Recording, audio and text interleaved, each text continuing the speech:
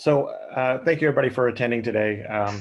Looking forward to sharing with you some information about our Wacom products and how they can be used for digital collaboration, e-learning, remote learning, all those type of things that we're all being challenged with these days.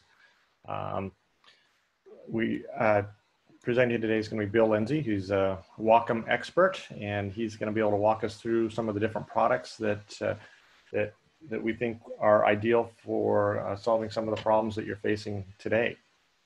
With that, I'll let Bill get started. Thanks. Thanks, Brian.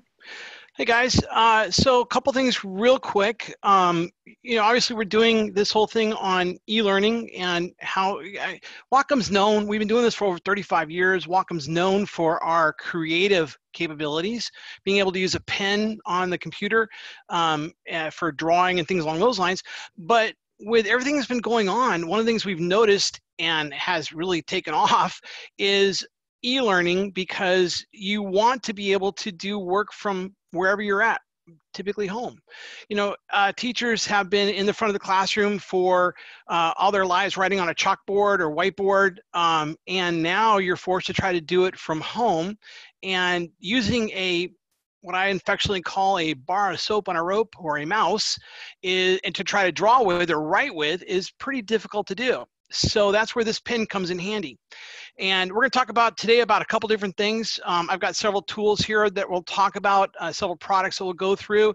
And I've actually got the products here so I can show you as well. So I'll throw them up on screen so you can see them as we go along here as well. And one of the first things I want to talk about is just our entire product line. We have a huge product line with all sorts of products in there. That's kind of a representation right there of a lot of our products, all pen-based, all dealing with a pen. But today specifically, we're going to talk about two types of products. We're going to talk about our pen tablets as well as our pen displays, and we're going to go through these a little bit more in depth. These are really what have landed in the e-learning space, whether it's remote learning, could be remote teaching, remote instruction, all those categories there where now we're doing it from home, or even a hybrid situation. You want something portable that I can move from home to school and back and forth. And so this is where this all comes into play, and how we've actually created our stuff fits really nicely into that arena. I'll start off with the pen tablets, and specifically I'll start off with the very first one. It's called the Wacom Intuos. I've got one right here. This is a Wacom Intuos, and this is a tablet. So what I'm actually doing is I'm actually drawing on the tablet or writing on the tablet, but my eyes are focused on the computer screen. So I'm looking at the computer screen while my pen is writing on the tablet itself. A little hand-eye coordination thing needs to occur. So it's not super easy, but it is very easy and very learnable. I've seen some people master it in 20 minutes. I usually tell people, give yourself a couple hours just to understand how that pen-eye coordination thing works and what's going on there with it. So that's kind of the base product right there. It's a nice starting point. And I'll show you the specs on each one of these. I'm not going to spend a lot of time on them because I want to get a little hands-on here as well as to show you a couple things. But I'll show you the specs on each one of these products. This particular product comes in two sizes, a small and a medium. And it has both the small and the medium have a Bluetooth option. So you can see at the bottom there, the prices that you'll see today are all retail pricing. So there is JourneyEd and High Ed will also have a academic price for you guys as well. Will this recording be available for us? Yes, it should be. We are recording it, and we'll make sure the link is available through your reseller, through JourneyEd and High Ed. So we will be doing that as well, setting that for you guys. So again, there's just the real quick specs. You can take a screenshot of it, or if you guys want to just see that, you can. We'll work on getting this available too, obviously from the video, getting that available. The next product is the Intuos product. This is the Intuos Pro. And the difference between it is it's a little bit more customizable, larger sizes. So just to kind of do a comparison, this is the Intuos Small, and this is the Intuos Pro Small. So you can see it's actually bigger than the Intuos. And it has more options on it, some more cool things that I can do. It's also made out of metal, so it's a little bit more durable, and allows me for some nice capabilities there, nice and portable. Again, that was the small. I've also got the medium and the large, so it really does give you some nice capabilities there.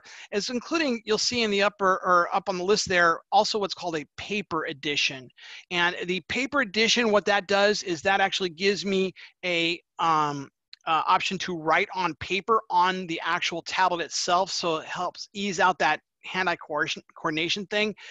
That's also available in the medium and the large only. So that's, again, something else there that, again, the Intuos Pro does, that the Intuos does not. The next product we're going to look at, this is where we get into the displays. And so the first display is the Wacom One. And the Wacom One is actually a display I write directly on the screen itself. And I'll show you that in just a moment. It's pretty easy to do. Again, I've got one sitting right here in front of me. It's on. And I'm seeing whatever's on the screen. So what I see on the screen, I'm seeing right on this display. And then I just take my pen and write directly on the display. Super easy to use. Super easy to use. And it really does give me a really nice capability there. Specs for it, we'll throw that up there just so you guys see those. And it just gives me, again, a really, really nice, easy, and you can see the cost, the retail cost on that for a display, a 13-inch display that I can write on is very, very easy to do. We actually had, several institutions go with this as a solution because of the ease of use. And that's really what that drove it there. The professors, or teachers wanted something easy they can use, easy to hook up. And so this really was the solution for them. Easy to hook up. It's HDMI, as you can see on the specs there, and USB for the pen portion. So I can use the pen on there as well. And then the last one that I have on here is the Cintiq line. So again, larger. So it comes in a 16-inch and a 22-inch. So we're moving up in size. It does give me a little bit more capabilities than the Wacom One does, but I'll talk about some of the reasons why the Wacom One comes in handy as well for being able to do things like inside of maybe chemistry or mathematics. I mean, how do you write a chemistry formula or a mathematic formula using a mouse? Or even your keyboard, pretty tough to do. So that's one of the things is I can just write it, which we'll get into here in a second. Here are the specs on the Cintiq line, just so you see them. Again, two sizes, 16 and 22. And the 22, notice the weight. That's kind of important for people if you're moving from one area to the other. The 16, 4 pounds, that's easy to move around. But when I get to 12 pounds, that's going to be more of a stationary type of device. So just keep that in mind as well. The tablets are very easy to move. The Wacom One's very easy to move. The Cintiq is very easy to move. And we even have things like cases. I've got one around here somewhere. There we are. Cases, if I wanted to transport an object around, it's actually got pockets in it. So I can, put the cables in, the pen goes in here. I can do all this type of stuff. And this is a nice portable case that I can move a lot of those products around. We got different size cases for the small, the medium, the large, the Wacom One.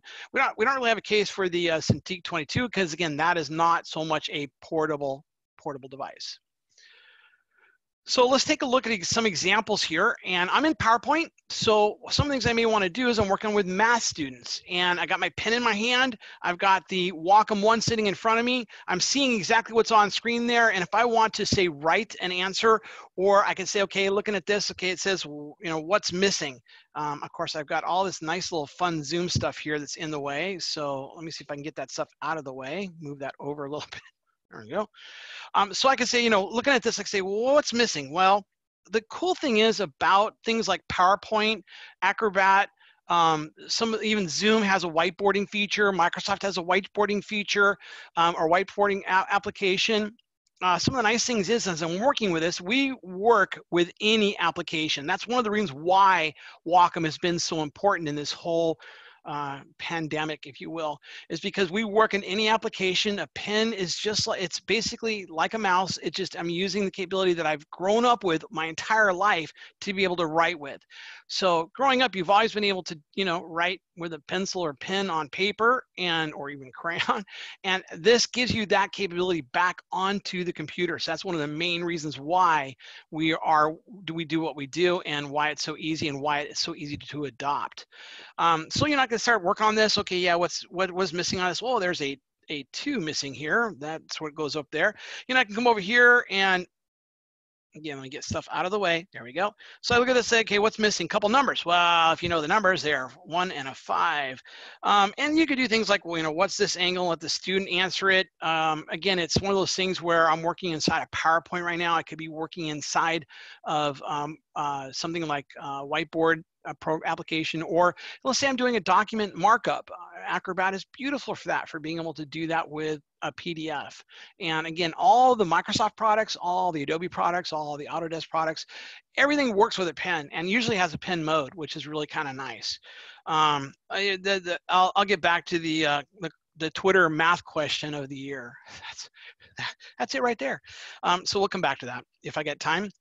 So what I want to do is just talk also, maybe I've got chemistry. I'm working on chemistry here, you know, and I can see ethanol. There's the formula for ethanol is C2H6O for oxygen. And I can say, let's fill in what is the elements that I'm missing here on my chemistry equation. I can look at this and say, oh, let's pass this over to the student to do. And they can say, oh, you know, there's an H missing here.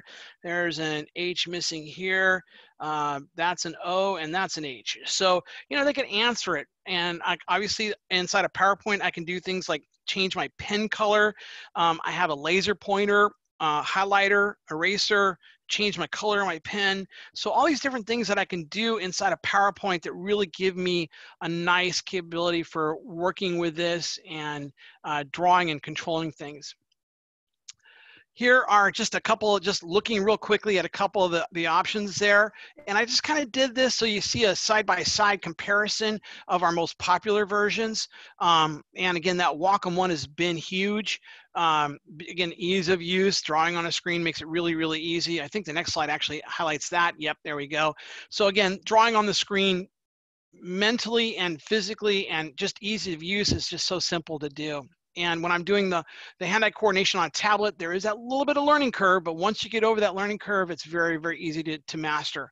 There are some advantages for using the displays, and that's some of the things here that actually I want to talk about next. Let me actually step out of this for 1 second. I'm going to jump out of this PowerPoint demo. And just so you see this too, I want you guys to see this. One of the things is when I'm using PowerPoint and I want to say, stop my presentation, any of the annotation that I've written on, if a student has written on and I want to save it, this is the point in time where you have to save it. So I click on keep. If I hit that discard, it is now gone forever, ever and ever and ever. So that's one of the things I just wanted to point out to you guys as far as what's going on there. And let's get this back up here. All right, so now I'm working on this and I'm looking at this and saying, okay, I'm inside a Microsoft Whiteboard right now. And what I want to do is control this a little bit, maybe do a couple things with whiteboarding. And it's really easy to do. The thing I really want to show you guys the capability of doing is if I wanted to, I can bring with a display other elements into this environment. So I have a ruler here. I've got a this really cool thing I picked up on Amazon for a couple bucks. It's got, you know, hexagons and circles, triangles, and squares, all sorts of nice, cool stuff I can use. I've got a, so I drop it, a French curve. I've got a protractor, and I can use all these things right on the screen. That's one of the big differences between using the display and using the pen tablet. So that's one of the major differences. If I'm using a pen tablet, it's a little hard to hunt and peck where that ruler is. Whereas if I'm using the display, very easy to do, just drop it on there and write directly on it itself. So that's really kind of key. And that's one of the reasons why I wanted to show you this, is bringing this into play. I could be running anything. So if I wanted to say, open up something inside of Acrobat, let's open up just the welcome page here so you see it.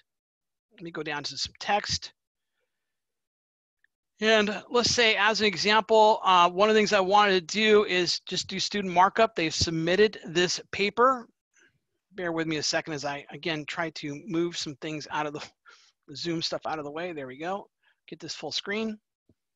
Acrobat does have a pen mode. It's a little hidden. It's actually hiding in the comments area. And if I do that, you'll see a new bar show up, and here I've got the pencil and the eraser available to me. I can choose the color and the size of the pen I'm writing with. So it gives me all the capabilities. So if I want to do some markup, I could do that very easily. That gets deleted. You know, and I can do this type of stuff so simple. You know, let's move this, move. And this is Acrobat, so it's actually embedded into the file as I'm doing it. So that's one of the cool things about using Acrobat. It just automatically retains this stuff. So if you're doing markup on a student's document, very easy to do and get that in there. If I look at, let's go back to here to the whiteboarding. And whiteboarding is kind of cool because I can share, you know, you can have all these students, you can invite students into this. So if I look to see who's on this list here, I can view the roster, and I can see which students are in there. Oh, Tony's on this one. So I can, you know, invite people to a document or presentation I'm doing. Kind of cool things I can do as well is change the background. You know, maybe I want gray or no lines. I want gray. Maybe, you know, I want to change that to triangles or bigger squares. I mean, there's really some cool stuff I can do with this application. In some ways, it's still an early 1.0, I would say. Let's go to that line. Where's the lines? There it is. I still think it's kind of a 1.0, if you will. You know, I can do things like import photos in or PDFs. And I obviously can write. I can choose the color of pen that I'm using, the line weight that I want to use. I can actually choose the line weight. And I have eraser. I have a marquee for slash. It's really kind of cool. But yeah, it's one of those things where if whatever I'm writing, if I write something, I have the capability of just really coming up and just doing whatever I want to it. So I can again write in those formulas. So that's a little bit big.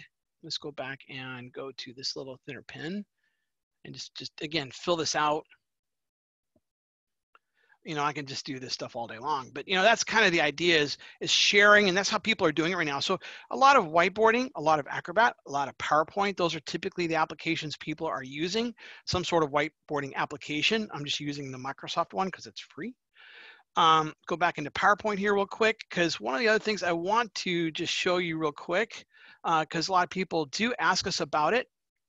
And let me go back to this one, go back to present. And no, I don't want that. Change my settings here, duplicate. There we go. All right. So one of the other things that when we're talking about this thing is, you know, people always asking us, well, how does our funds, how do our school pay for this?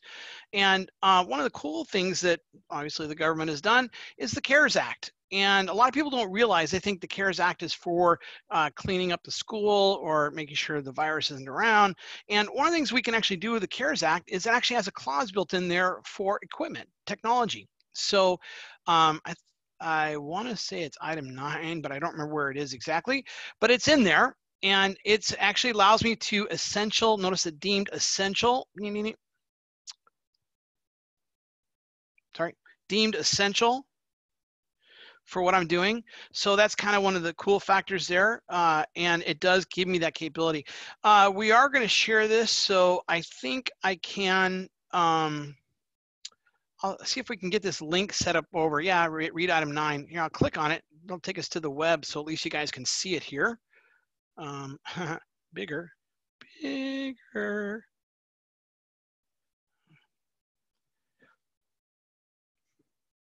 Sorry, guys.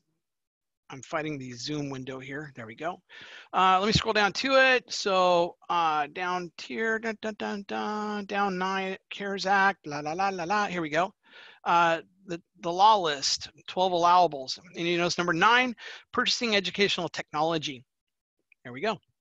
So that's how we've been able to work that out and get that just as an option for you guys, so you see that.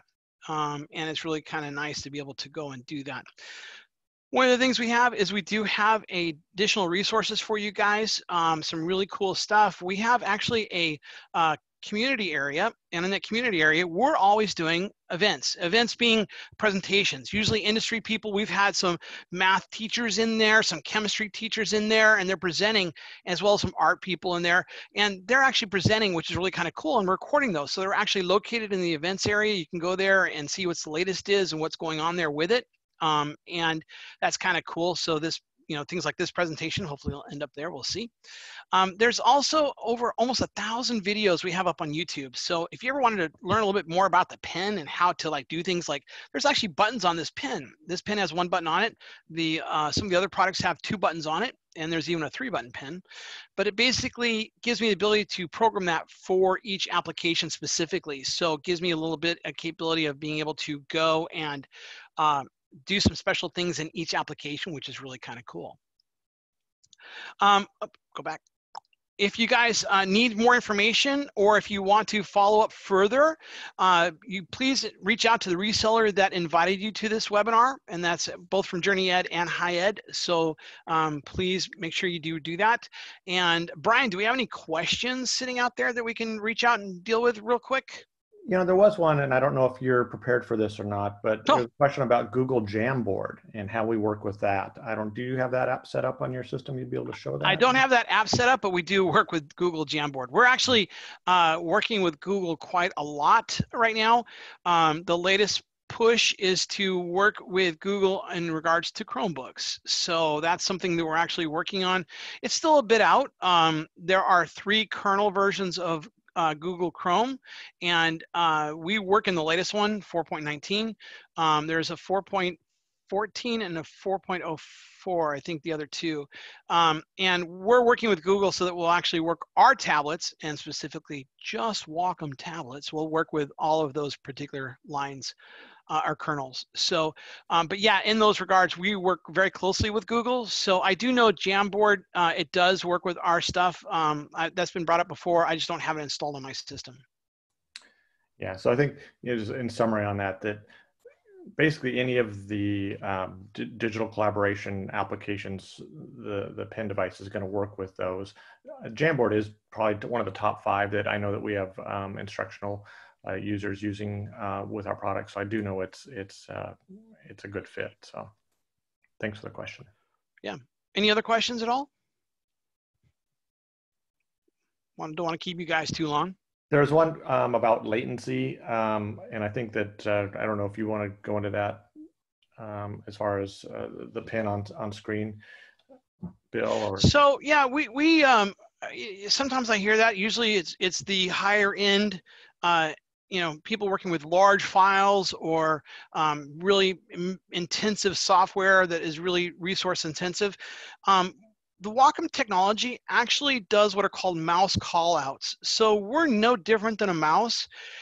If there's what's called latency, meaning there's a slowdown where I'm drawing and the pen is behind, that's going to be on whatever you're doing. So if you're working with a lot of graphics, that could happen. We've gotten really good about making sure that doesn't happen.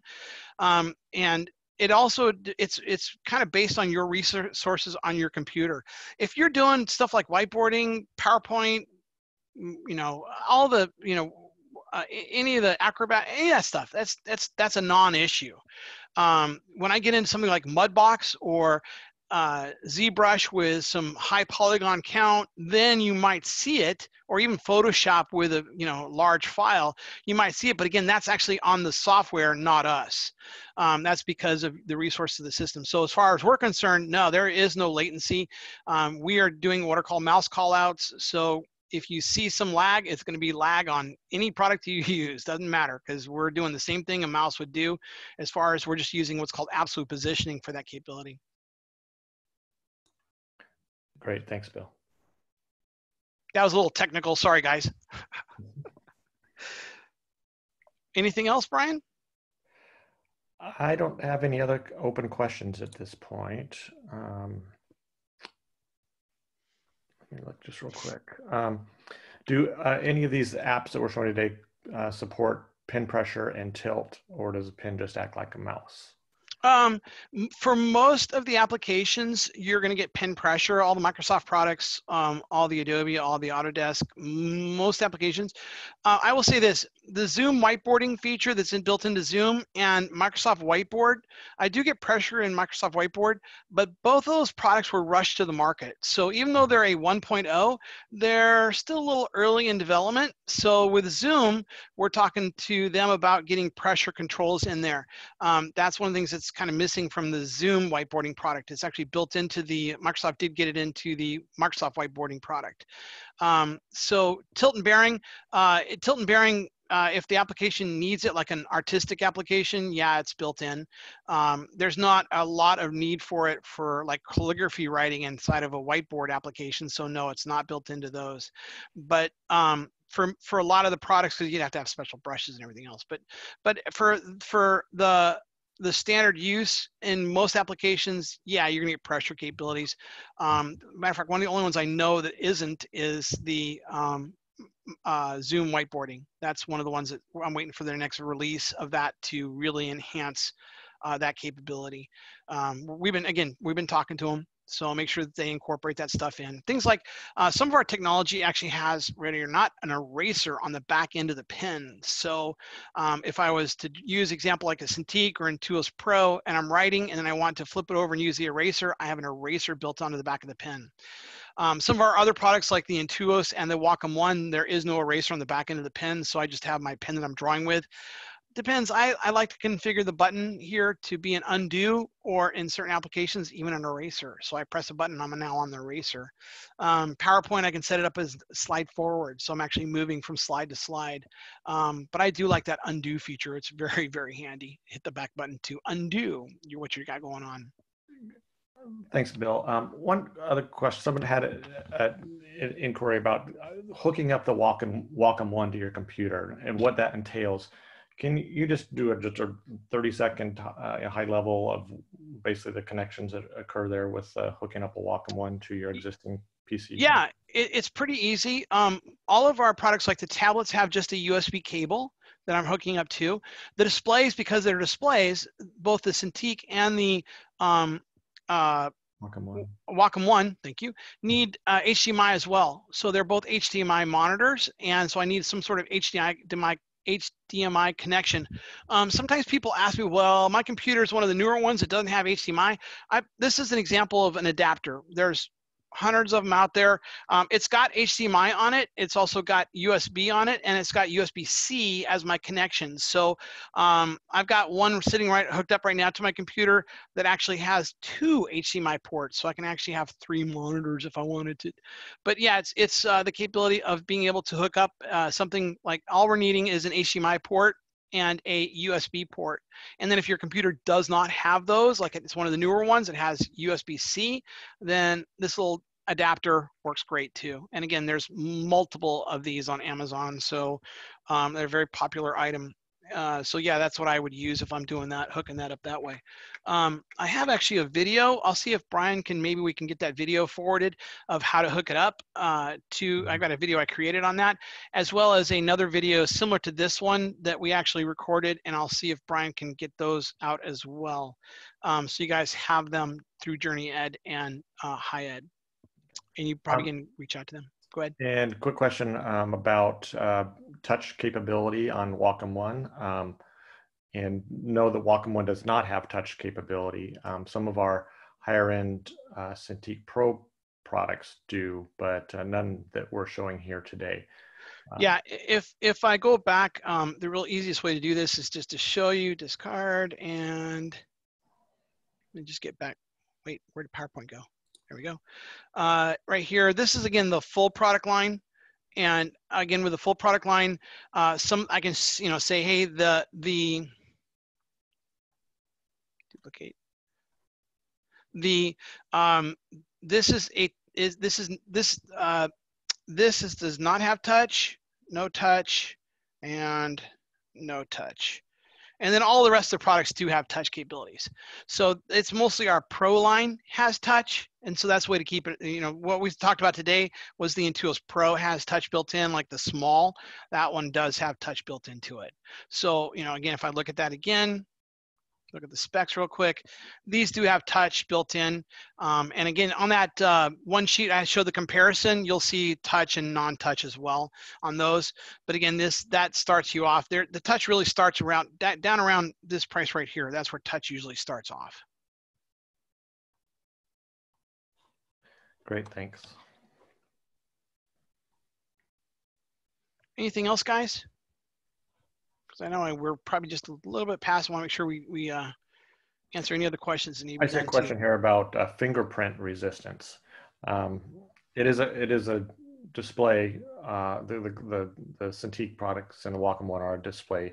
So yes, it is glass. Yes, it would pick up some, but it's, I don't know. Yeah, I picked up a monitor cloth for $3. Yeah. That I wipe it off with if it gets too out of control. But no, it's on the Wacom one, the Cintiq line, all of our displays, we have usually an anti-glare something or other. It's on the Pro line, it's actually built into the glass. It's actually the glass that's anti-glare. On the Cintiq and the Wacom one line, it's actually got a anti-glare film on top of it. The anti-glare really does help out with the fingerprinting as well, but it also helps you out with reflection. So if I'm sitting on the couch or sitting at a table and I got a window behind me, some other competitor products out there, you'd be looking at the bird that's sitting in the tree and trying to figure out what's on your screen.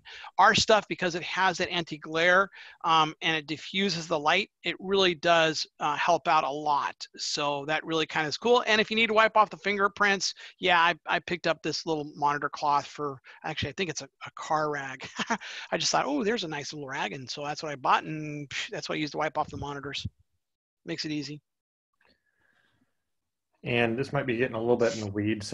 Question about calibration, and I don't know. Do you want an issue? Yeah, the Wacom driver real quick, or do you want to? Well, so probably somebody that has used one of our older products. One of the things you had to do is you had to do what's called a visual calibration because it was the kind of the way the technology was at the time. There was a purpose-driven air gap in there, which prevented particles from causing screen distortion, and it caused what's called parallax. And what that meant is as I moved around on screen, the pen and the cursor kind of drifted apart depending where I was, and we had this visual calibration that I could go in and do. And the visual calibration really allowed me to try to customize it for my viewing, but if I changed my positions or stood up or moved around, it threw that all off. So with all of our new products, we have lowered that air gap to really, really small, and so there is minimal parallax. I can't even tell as I'm moving around here. If I move around on screen, wherever I'm moving, that cursor is pretty much, it's not exactly underneath when I get to the edges, but it's pretty dang close, way better than anything that we had before. So that visual calibration thing is a thing of the past for all of our new products. So you don't need to worry about that. There is a minuscule amount of parallax. So it really does not, I mean, if I move around, I could just see that pen tip and that cursor are just barely off, not much at all. And that's really kind of the difference there that it does allow me capability of doing. So as I'm drawing, it's not going to affect you. We do have that setting still in there if you wanted to calibrate, visual calibrate, but it's not, you don't need it. It's a non-issue anymore. Anything else, Brian? Did you want to wrap up? Yeah, I think so. We appreciate everybody's time. Hopefully this, got you thinking about some of the options that are available for you and how Wacom might be able to help solve some of the problems that you're experiencing. Working with JourneyEd and your high ed sales representative, they can help get additional information into your hands. We have additional spec sheets. You can go to wacom.com for more product information and video, those type of things. But feel free to reach out to your contact who sent you this invitation, and they can arrange to get you pricing or to get additional information in your hands to help you make a decision. I'll throw this out there too, just so you guys are aware. If you guys are looking at outfitting a large group, we do what are called product evaluations. And again, reach out to JourneyEd or High Ed, and they will, or the reseller that you was invited here, and we'll work on working with you guys to get that. But I'm talking like 10 units plus, we can do a product evaluation. Depending on the product too, I should restate that. We don't have like the Intuos because it's so small and so inexpensive. We don't have an evaluation of this particular product, but some of our other products we do. So if that's something of interest to you guys, do reach out and we can address that as well. I think that's all I got, Brian. Likewise, we're here for you if we can do anything. Appreciate everybody's time. Thank you. Yeah, both. thank you guys. Yeah, thank you guys for attending. Appreciate it. And hopefully you learned a little something about Wacom and why Wacom, why you want to use a Wacom tablet. And thank you guys for attending.